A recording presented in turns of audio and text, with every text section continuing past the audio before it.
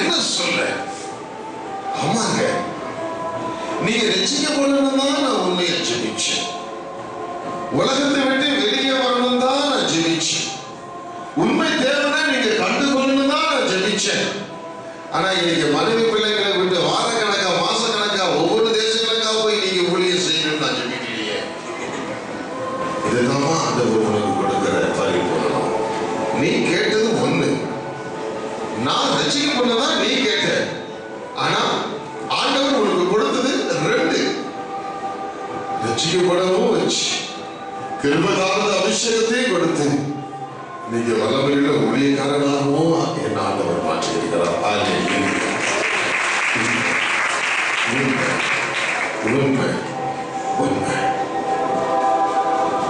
அந்த உண்மை ஆண்டவர் எங்களுக்கு இப்படி கொடுப்பார். அவருடைய சமூகத்தை நாங்கள் தேடும் பொழுது ஆண்டவர் நிச்சயம் உண்மையை கொடுப்பார். இன்னைக்கு எல்லாம் இருக்குது பிரதர், ஒன்னே ஒண்ணு இல்லை. யாருக்கு பிரச்சனை இல்லையா? யாருக்கு பிரச்சனை இல்லை? யாருக்கு பிரச்சனை இல்லை? உங்களுக்கு பிரச்சனை இல்லையா? எனக்கு பிரச்சனை இல்லையா? உங்க குருவானவருக்கு பிரச்சனை இல்லையா? அவருடைய பிரச்சனை கேட்டு அவர் என்ன தெரியுமா சொல்லுவாரு? இப்ப இருக்கிற ஆத்துமாக்கள் எங்களுக்கு பத்தாது, இன்னும் ஆயிரக்கணக்கான ஆத்துமாக்கள் எங்களுக்கு வேணும். அவருடைய பிரச்சனை. எவ்வளவு செக்ரட்டரிக்கு பிரச்சனை இல்லையா? எங்களுக்கு வர காணிக்க பத்தாது, இன்னும் காணிக்க வரணும். ஏன் உங்களுக்கு பிரச்சனை இல்லையா? ஐயா வீடியோ கேமரா எடுக்கிறாரு, இவருக்கு பிரச்சனை இல்லையா? உள்ளார கேட்டாதானே 1000 பிரச்சனை இருக்கும். ஏன் எனக்கு பிரச்சனை இல்லையா? ஏன் பிரச்சனை எனக்கு தெரியுமா? கர்த்தருடைய கிருபையால 20-25 நாடுகளுக்கு போகாத இடங்களுக்கு போனோம். இது ஏன் பிரச்சனை? யாருக்கு ஏன் பிரச்சனை இல்லை? உண்மையா சொல்லணும்னா எங்களை உண்டாக்குன ஆண்டவருக்கு எங்களால அவருக்கு பல பிரச்சனையா? அவருக்கு பல பிரச்சனை. யாருனால? எங்க நிமித்தமா? பிரச்சனைகள் அது மனுஷனை இல்லை. பிரச்சனைகளின் மத்தியில ஆண்டவரை தேடும் பொழுது பிரச்சனையெல்லாம் எடுத்து ஆண்டவர் உண்மையான ஆசீர்வாதங்களை கொடுப்பார். உண்மையான ஆசீர்வாதங்களை கொடுப்பார். அந்த உண்மை இன்னைக்கு உங்களுடைய குடும்பத்துல ஏதோ ஒரு உண்மை இல்ல, ஏதோ ஒரு சந்தோஷத்துல உண்மை இல்லாம இருக்கலாம். இன்னைக்கு ஆண்டவரை தேடும் பொழுது அந்த உண்மை எனக்கு உங்களுக்கு ஆசீர்வாதங்களை கொடுக்கும். ஒரு தடவை பாருங்க, துபாய் தேசத்துல ஊழியம் செஞ்சுக்கிட்டு இருக்கேன். ஐரோப்பா கண்டத்துல ஊழியத்தை முடிச்சு துபாய் தேசத்திற்கு வந்தேன். பொதுவா எந்த தேசத்திற்கு போனாலும் ஷாப்பிங் பண்ற பழக்கம் எனக்கு அவ்வளவு விருப்பம் கிடையாது. தேசத்தெல்லாம் ஊரெல்லாம் சுத்தி பார்க்கணும், ரவுண்ட் அடிக்கணும், எனக்கு விருப்பம் கிடையாது. அதே மாதிரி எந்த தேசத்துக்கு போனாலும் இன்னைக்கு உங்க சபையில எப்படி வேட்டி சட்டை ஸ்டைலோட பாக்குறீங்களோ இதே ஸ்டைல தான் அமெரிக்கா போனாலும் இருப்பேன். ஏன்னா ஸ்டைல் நல்லா இல்லையா? நல்லா இருக்கு. அண்ணன் சொல்லிட்டாருங்க கரையில தண்ணி அண்ணனுக்கு. சில பேர் கோட்டு சூட்டே பார்த்துருக்க மாட்டான். பக்கத்துல இருக்கிற சிங்கப்பூர் போறதுக்கு விசா கிடைச்சிருக்கும், உடனே கோட்டு சூட்டோட போயிருவான். நான் அப்படி நினைக்க மாட்டேன். அமெரிக்கா போனாலும் இதே ஸ்டைல் தான், லண்டன் போனாலும் இதே ஸ்டைல் தான், ஃபிளைட் ஏறினாலும் இதே ஸ்டைல் தான். நானாக தான் இருக்கணும்னு நினைக்கிறேன். அப்படி துபாய் தேசத்துல அன்னைக்கு ஊழியத்துக்கு கிளம்பிட்டு இருக்கேன். அன்னைக்கு ஒரு பெரிய திருச்சபையில ஆயிரக்கணக்கான ஜனங்கள் இருக்கக்கூடிய சபையில நான் ஊழியம் பண்ணணும். எங்க போனாலும் இந்த சுதி பெட்டி,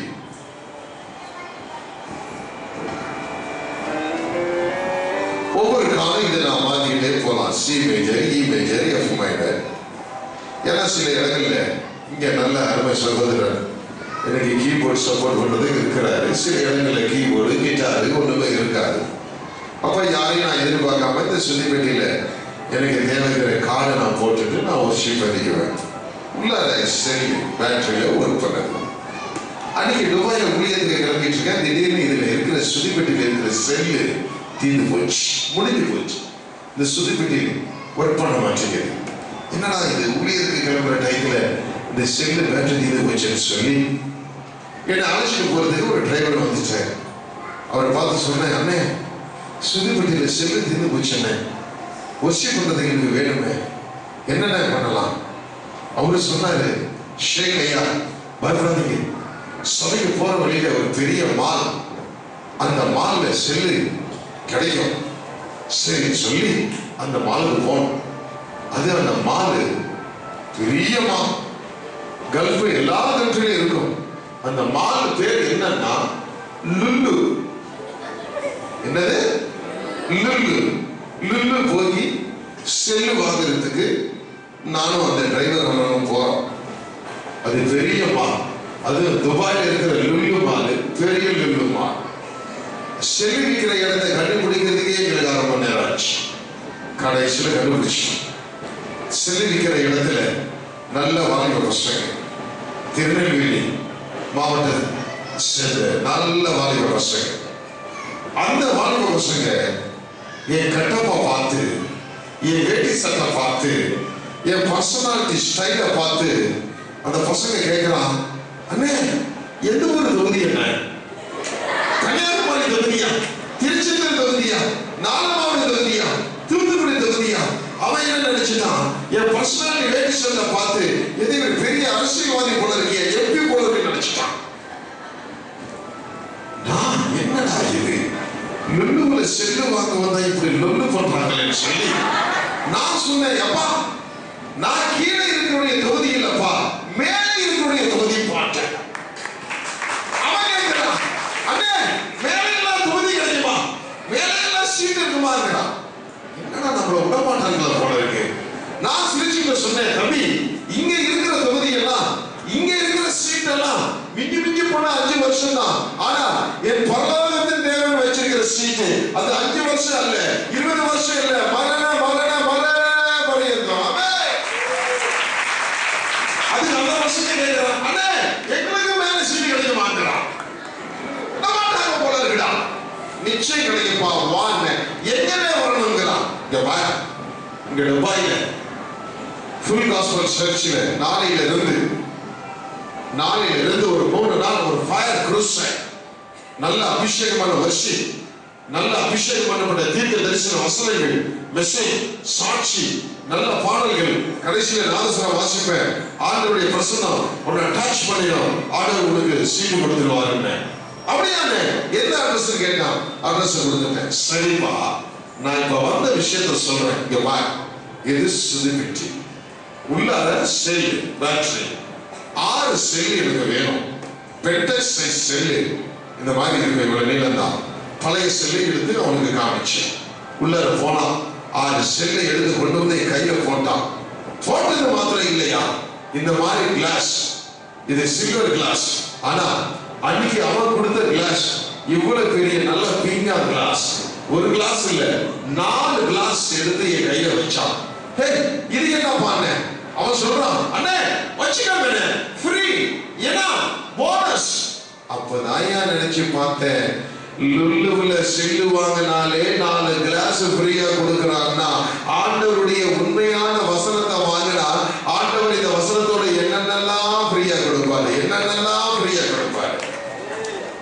நல்லா தட்டலாமே, நல்லா தட்டலாமே.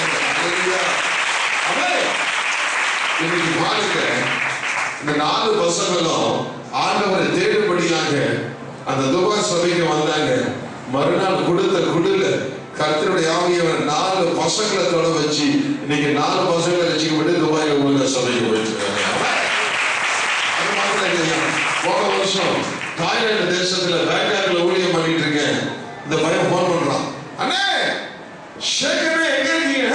என்னப்பா அண்ணே இன்னைக்கு எங்களுக்கு சீட்டு கிடைச்சிருச்சுன்னா, என்னப்பா ஆமாண்ணே இன்னைக்கு நாங்க எங்க சபையில ஞானஸ்தானம் எடுத்துட்டோம், ஆண்டவர் எங்களுக்கு பரலோகத்துல ஆயத்தம் பண்ணிட்டாருன்னு.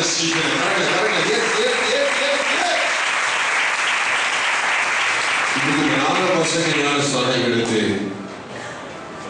கர்த்தருடைய திருச்சபையில சந்தோஷமாக இருக்கிறாங்க. காரணம், அந்த லுல்லு மாலில சொன்ன ஒரு வார்த்தை, ஆண்டவரை தேடினாங்க, உண்மை இல்லாத அந்த 4 பேரும் கர்த்தருடைய சபையில உண்மை உள்ளவர்களாக கர்த்தர் மாற்றினார்.